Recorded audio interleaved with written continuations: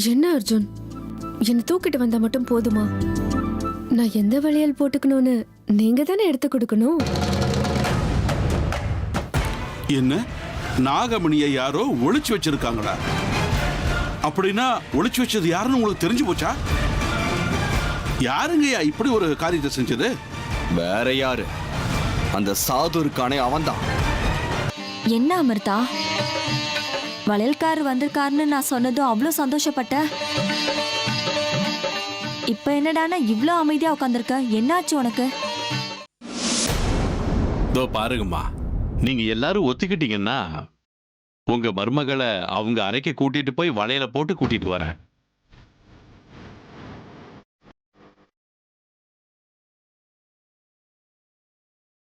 சுபகாரியம் நடக்கும்போது மனசுக்குள்ள குழப்பம் வர்ற அளவுக்கு நடந்துக்க கூடாதும்மா.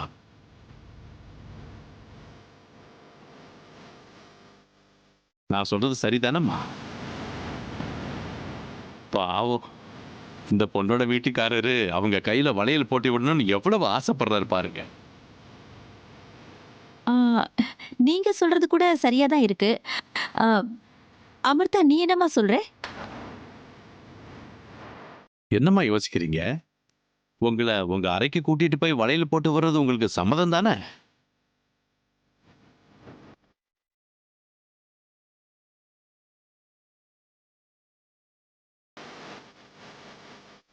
சரி, வாங்க.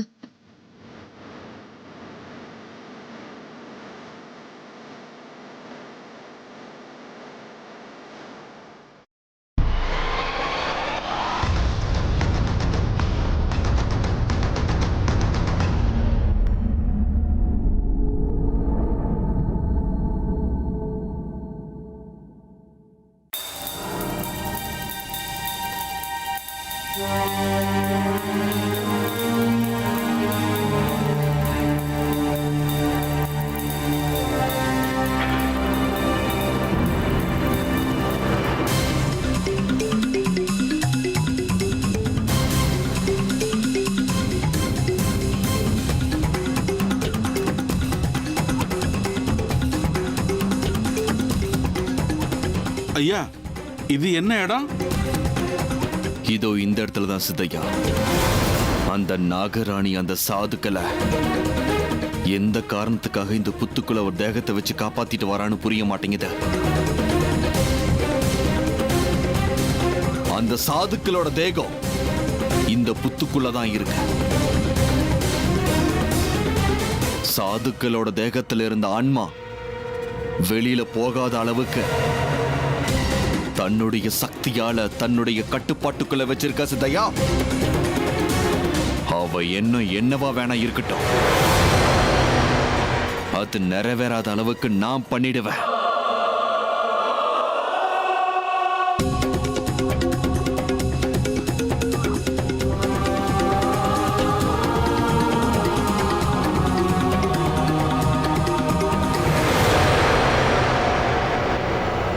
ஐயா, பொதுவா இந்த மாதிரி ராஜநாகங்களுக்கு இப்படி எத்தனையோ சக்திகள் இருக்குன்னு கேள்விப்பட்டிருக்கேன். ஆனா இதெல்லாம் கண்ணால பாக்குறது இதுதாங்க முதல் தடவை. இத்தனை ரகசியங்களை கண்டுபிடிக்கிற நீங்க ரொம்ப சக்தி வாய்ந்தவர். உங்களை நினைச்சா எனக்கு பெருமையா இருக்குங்க.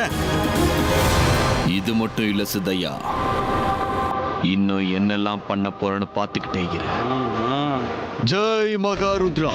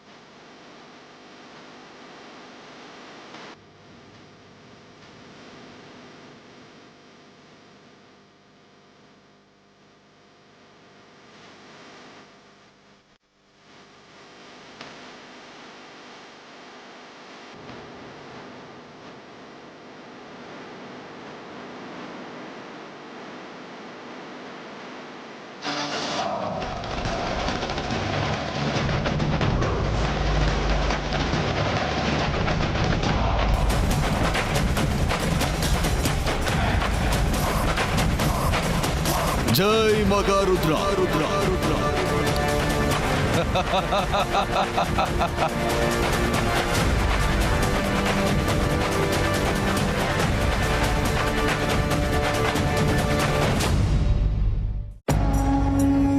சேஷா, என்ன பைத்தியக்காரத்தனம் இது?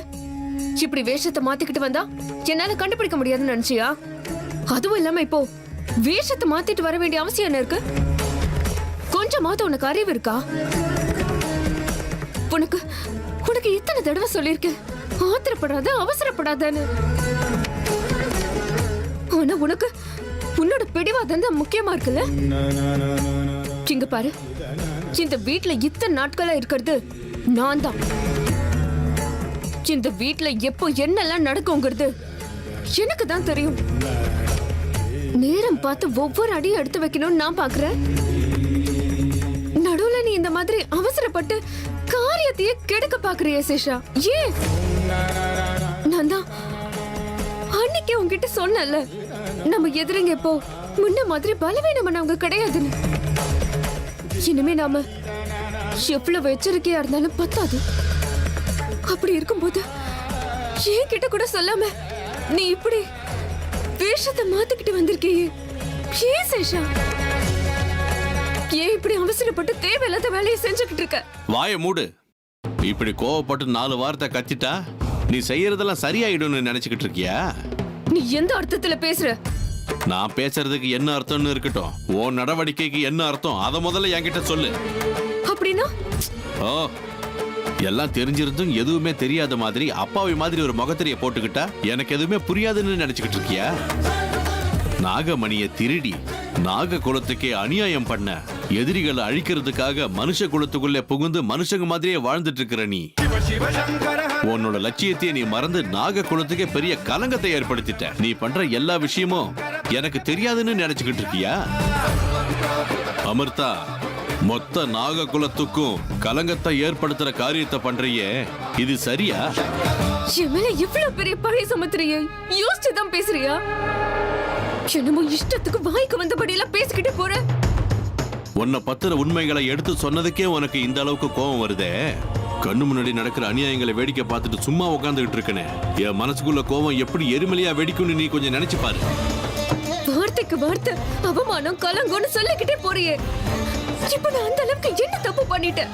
ஓஹோ, அதையும் நானே என் வாயால சொல்லியாகணுமா? சரி, சொல்றேன் கேட்டுக்க. அர்ஜுன் மேல, உன்னை தொட்டு தாலி கட்டின உன் புருஷன் அர்ஜுன் மேல உனக்கு உண்மையான அன்பு வர ஆரம்பிச்சிருக்காது, பொய்ன்னு சொல்ல வரியா? மனித உறவுகள் பத்தி உன்னோட மனசுக்குள்ள ஒரு கனிவு வர ஆரம்பிச்சிருக்க, அதுவும் பொய்யின்றியா? சொல்லு அமிர்தா, உன் மனசுக்குள்ள என்ன இருக்குன்னு தெளிவா என்கிட்ட சொல்லு. சேஷா, இப்படி தடுத்து பண்ணு. உன் மனசுக்குள்ள இந்த மாதிரி சந்தேகங்கள்லாம் எதுக்கு வந்துச்சு? சந்தேகம் வர அளவுக்கு நான் என்ன பண்ண? என் மனசுக்குள்ள நீ நினைக்கிற மாதிரி எல்லாம் எதுவும் கிடையாது. ஓஹோ, அப்படின்னா என்னோட கண்ணால பார்த்ததெல்லாம் பொய்யின்றியா? வளையல்கார வந்திருக்கான் அப்படின்னு சொன்ன உடனே நீ சந்தோஷத்துல துள்ளி குதிச்சேன்னு சித்ரா சொன்னதெல்லாம் பொய்யின்றியா? நம்மளோட எதிரி அந்த அர்ஜுன் உன்னை தூக்கிக்கிட்டு வரும்போது சந்தோஷமும் வெக்கமும் இருந்தது, பொய்யின்றியா? வண்ண வண்ண வளையல்களை பார்க்கும்போது உன்னோட கண்ணுல 1000 கனவுகள் வந்தது, அதெல்லாம் பொய்யா? வலையில நீங்க தான் தேர்ந்தெடுத்து கொடுக்கணும் அப்படின்னு வெக்கப்பட்ட அர்ஜுன் கிட்ட சொன்னது எல்லாமே பொய்யா? பதில் சொல்லு, இது எல்லாமே பொய்யின்றியா? இதெல்லாம் எதுக்கான அறிகுறின்னு தெரியுமா உனக்கு? நீ இப்ப மனசார அர்ஜுனை காதலிக்க ஆரம்பிச்சிட்ட அமிர்தா, உண்மைதானே? இல்ல இல்ல இல்ல.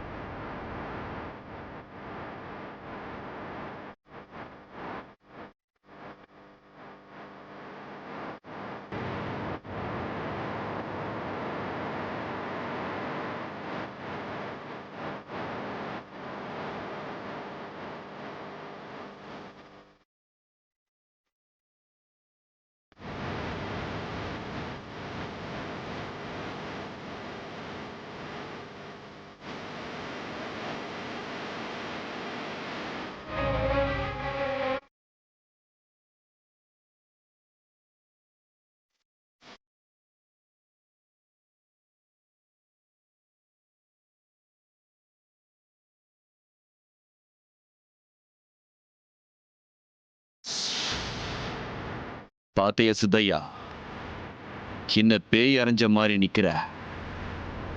என்னாச்சு? இந்த ருத்ரனுடைய சக்தியும் திறமைகளையும் பார்த்து பயந்து நிக்கிறியா? பயப்படலைங்க ஐயா, சந்தோஷமா பெருமையா இருக்கு. இந்த சாதுவோட தேகத்தை எப்படி வெளியே கொண்டு வந்தீங்க? அது சரி, இப்ப அந்த தேகத்துக்குள்ள எப்படி உயிரை வர வைப்பீங்க? அந்த உயிர் எங்க இருக்கு? அதை எப்படி இங்க வர வைப்பீங்க? இந்த மாதிரி கேள்வியெல்லாம் என் மனசுக்குள்ள வருது. உனக்குள்ள இத்தனை கேள்விகள் வருதுல தவறேதும் இல்ல சித்தையா. இந்த சாது சாதாரண ஆள் கிடையாது. இவன் உயிரோட இருந்த ஒவ்வொரு நாளும் அந்த நாகராணிக்கு துணையா இருந்த இவன் தேகத்துக்குள்ள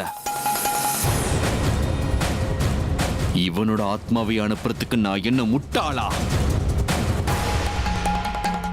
அங்கதான இந்த ருத்ரனுடைய தந்திரமே அடங்கி இருக்கு. அப்படிங்கன்னா ஐயா, இப்ப இவனோட ஆத்மாவையே இவன் தேகத்துக்குள்ள நான் அனுப்பிட்டா இவன் எழுந்து வந்து நிச்சயமா எனக்கு எதிராத்தான் நிப்பான். இது சகஜம்தானே சித்தையா? அப்படின்னா இப்ப என்ன பண்ண போறீங்க ஐயா? பார்த்துக்கிட்டே இரு.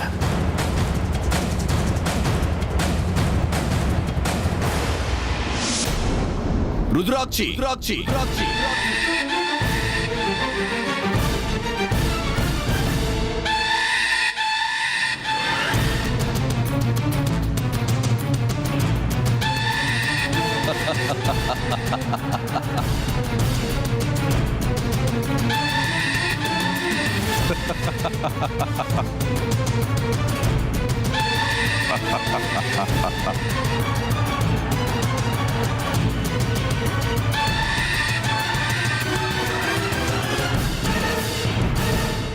ருத்ராட்சி,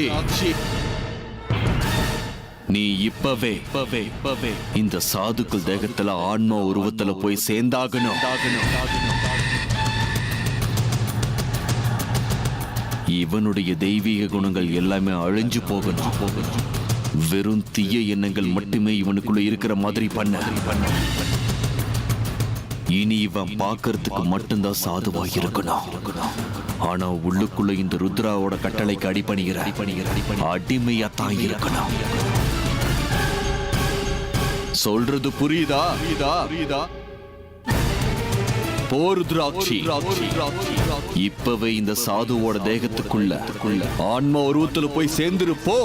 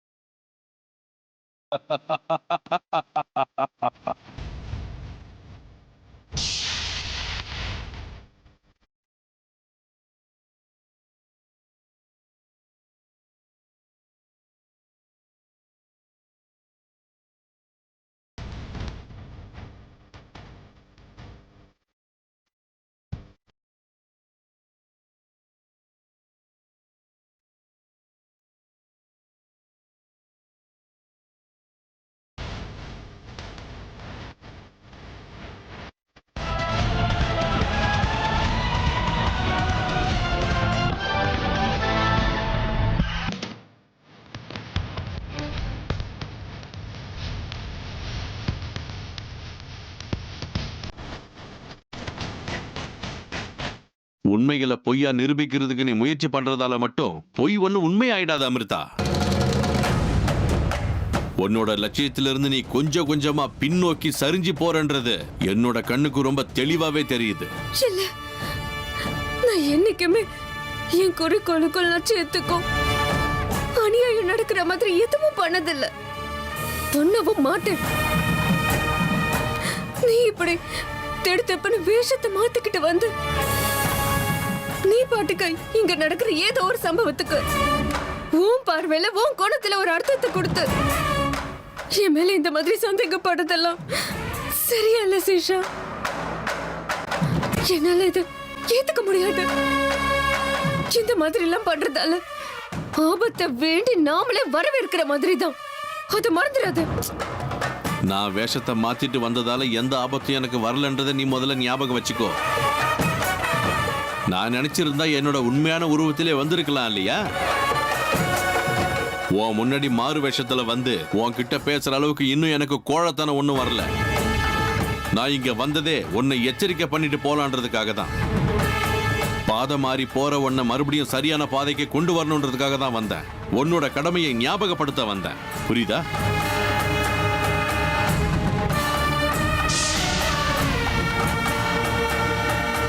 நான் என்னோட எந்த ஒரு பொறுப்புகளையும் எப்பவுமே மறந்ததில்ல சேஷா. என்னை பத்தி உன் மனசுல இருக்கிற தப்பான கற்பனைகளை தூக்கி எறிஞ்சிரு. நீ நினைக்கிற மாதிரி என் மனசுல எதுவுமே இல்ல அமிர்தா. நீ சொல்ற ஒவ்வொரு வார்த்தையிலுமே எனக்கு நம்பிக்கையே வரமாட்டேங்குது. இத பாரு சேஷா, இதுக்கு முன்னாடியும் நான் சொல்லியிருக்கேன், திரும்பவும் இப்பவும் சொல்றேன், நல்லா கேட்டுக்கோ. எதிரிங்க மேல எந்த அளவுக்கு வெறுப்பு கோபமும் இருந்தாலும் அவங்கள நம்ம பழி வாங்கணும்னா காதலுங்கிற ஒரு முகத்திரையை போட்டுக்கிட்டு கோபத்தை எல்லாம் மறைச்சு வச்சுக்கிட்டு நம்ம காரியத்தை நம்ம எப்படியாவது சாதிச்சுக்கணும். நமக்கு பிடிக்குதோ பிடிக்கலையோ காரியம் முடியற வரைக்கும் நாம அவங்க கூட அந்யோன்யமா வாழ்ந்துதான் ஆகணும். நானும் அதே தந்திரத்தை தான் பயன்படுத்திக்கிட்டு இருக்கேன். நம்மளோட லட்சியம் முழுசா நிறைவேற வரைக்கும் தான் இந்த நாடகம். எனக்கு இந்த வீட்டுக்குள்ள யாருமே முக்கியம் இல்ல. அப்ப அர்ஜுன் சொல்ல அமிர்தா, ஏன் அமைதியாயிட்ட? எனக்கு அர்ஜுன் கூட முக்கியம் கிடையாது. எனக்கு என் லட்சியம் மட்டும்தான் எல்லாத்த விடவும் முக்கியம். அப்படியா? அப்படின்னா நீ சொல்றத நான் முழுசா நம்பலாமா? நம்பிக்கைய கடவுள்னு சொல்லுவாங்க சேஷா. உன்கிட்ட போய் சொல்ல வேண்டிய அவசியம் எனக்கு இல்ல. இது பாரு, நான்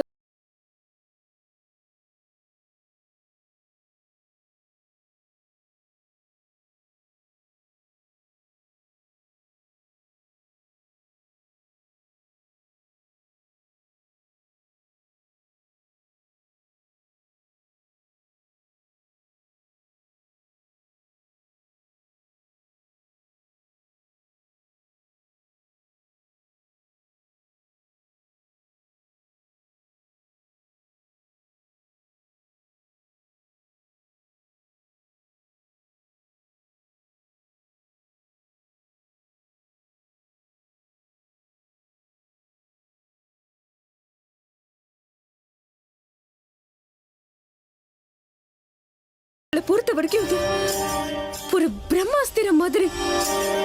இதுல நம்ம தோல்வி அடைஞ்சிட்டோம்னா இது நம்மளையே திருப்பி அடிச்சிடும். அவ்வளவு ஆபத்தான ஒரு ஆயுதத்தை யாரு மேல பயன்படுத்துறதுக்காக கொண்டு வந்திருக்க? என்னுடைய மனசுல ஒருத்தனுடைய பெயர் இருக்கு அமிர்தா. அன்னைக்கு ஒரு விரல தொட்டு எனக்கு தேர்ந்தெடுத்து கொடுத்த பாரு, அந்த பேரு.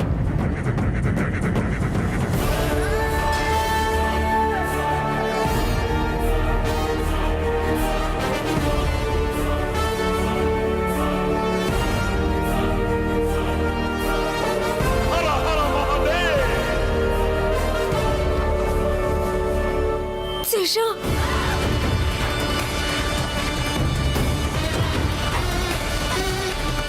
நாகபந்தத்தை ஒரு தடவை ஒருத்தர் கையில போட்டுட்டோம், அவங்கள நிச்சயமா நம்ம கொன்னே ஆகணும். அப்படி விட்டுட்டா நாமளே செத்து போயிடுவோங்கிற விஷயம் உனக்கு தெரியும்ல? எனக்கு எல்லா விஷயமும் நல்லா தெரியும் அமிர்தா. எல்லாத்துக்குமே நான் தயாரா தான் இங்க வந்திருக்கேன்.